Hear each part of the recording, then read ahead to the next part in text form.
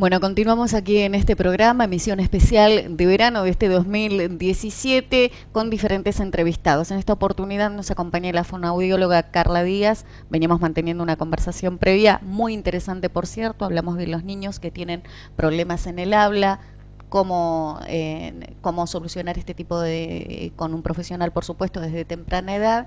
Y nos había quedado una pregunta en el tintero antes de la pausa, que era sobre los niños tartamudos, que justamente me decías que ya no se utiliza la palabra No, tartamudo. ¿Cómo se le dice al no, niño que tiene ese tipo de problemas? ahora se dice disfluencia, Difluencia. dificultad en la fluidez del Ujú. habla.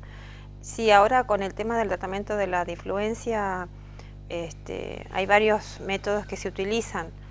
Eso dependerá de la fonoaudióloga que trabaje con el niño, qué método le va mejor a ese niño, para mejorar la fluidez del lenguaje que ellos tienen. Generalmente la disfluencia se aparece en los primeros años de vida, en algunos momentos se van, que es como algo fisiológico, y después algunos persisten.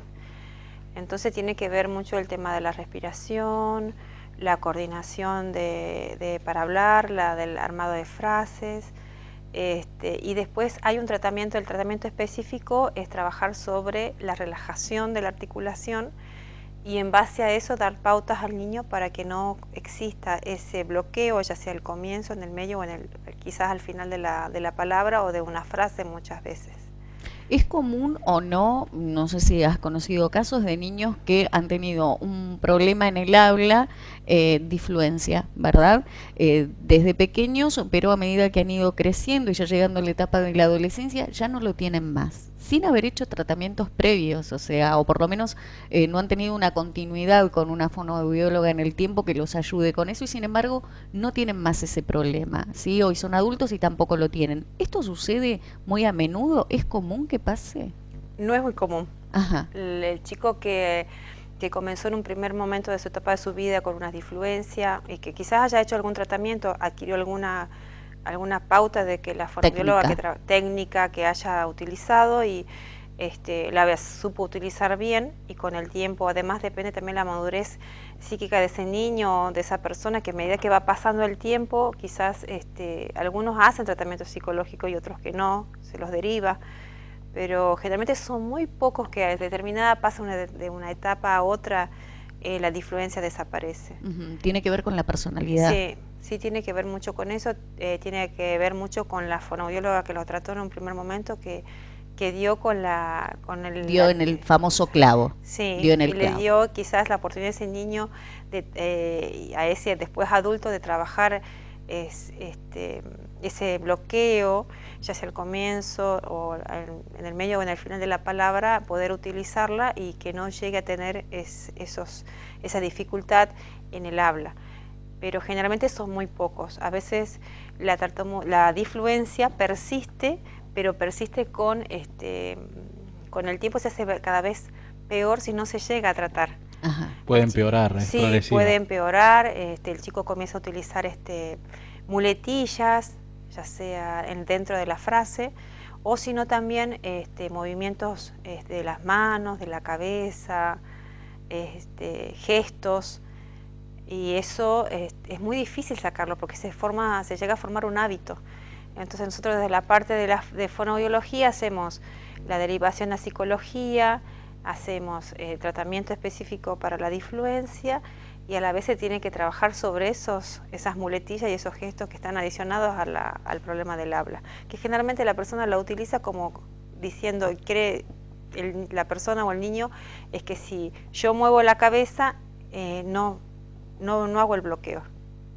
Ah, o sea que es como que utilizan ciertos recursos, Recursos. utilizan un recurso que ellos mismos, o sea, muy hacia adentro, dicen, este recurso me permite a mí seguir avanzando en una frase, Sí, seguir avanzando en la palabra, o sea, no bloquearme, se llama bloqueo, ¿verdad? Cuando sí, no, por ejemplo, una palabra no sale, uno la tiene en la cabeza y no sale, y quiere decirla y no sale, y utilizan algún recurso específico. sí. En esto trabaja la fonoaudióloga en dar este tipo, en este recurso. Sí, hay fonoaudiólogos que se dedican y trabajan específicamente con este tipo de dificultad en el habla.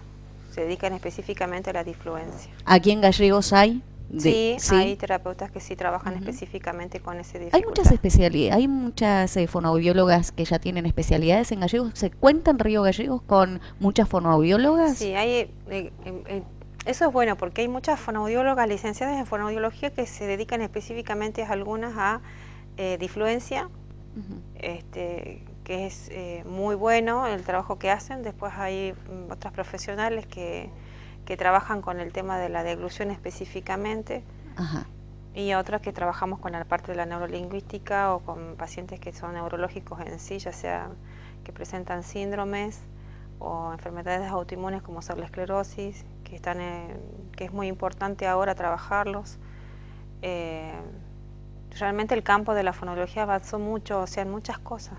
O sea que sí contamos con los profesionales Sí, suficientes en Río Gallegos. sí, las chicas, la parte de audiología, también hay muchas chicas que se dedican a trabajar de la parte de la detección temprana de los problemas de audición y después en la selección de audífonos.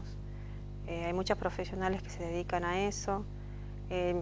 Profesionales que trabajan con la parte neurológica, con chicos con parálisis cerebral o con otro tipo de problemas neurológico a nivel cerebral. Entonces es muy importante, sí, realmente hay varias Está personas. cubierto, digamos. Lo que sí nos faltaría más profesionales, que no hay. Eso sí. No se consiguen turnos prácticamente. No. Es difícil. Es difícil acceder, sí. Realmente es muy difícil porque los profesionales trabajan y en diferentes partes, supongamos en la parte de institución pública como el Hospital de Río Gallegos, que trabajan en consultorios privados, otros trabajan en centros de atención temprana, pero igual se necesita para poder contar con la población que necesita realmente el tratamiento fonoaudiológico. Y hay pacientes que trabajan con la fono y que también tienen terapia ocupacional o psicomotricidad, que son otras áreas que actualmente hay profesionales acá en Río Gallegos, pero se necesita. Se necesitan aún más. Después en la parte de estimulación visual, no hay muchas estimuladoras visuales. Bien, y si hay algún papá, mamá que te está escuchando, bueno, y tiene intenciones de llevar a su hijo, a su hija al fonoaudiólogo, si tiene alguna duda, ¿dónde puede encontrarte, Carla? Bueno, yo estoy trabajando en el Centro de Estimulación Temprana Angelitos Especiales. Ah, sí, Ángeles donde trabajamos con la parte de la neurolingüística, con pacientes con problemas neurológicos y síndromes. Y después estoy trabajando en CENTA,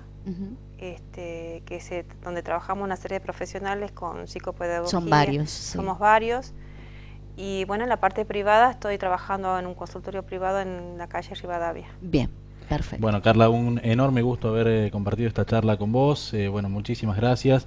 Aprendimos muchísimo, nos sacamos muchas dudas y bueno, esperamos por supuesto en otra oportunidad poder contar nuevamente con vos para bueno ya responder preguntas de la gente, sacarnos más dudas porque la verdad nos quedó corta la charla. Muchísimas gracias, esperamos que te hayas sentido cómoda. Sí, no, realmente me gustó hablar con ustedes y yo también me quedé con muchas cosas para contarle a la gente que quizás por el tiempo a veces no se puede contar más y saber que es importante que el papá, que el chiquito no habla bien, es un chiquito que tiene una voz, no habla bien, primero consultar con el pediatra, hacer la derivación con el otorrinolaringólogo, trabajar con la parte si no traga bien, es llevarlo al odontólogo, el odontólogo deriva a un odontopediatra, o si no hay otros rasgos que es con el tema de la conducta, ir al pediatra y decirle una consulta con neurología. El pediatra puede guiar al paciente y después derivar. A veces llega nuestro paciente a nosotros por primera vez, entonces nosotros vamos a derivar.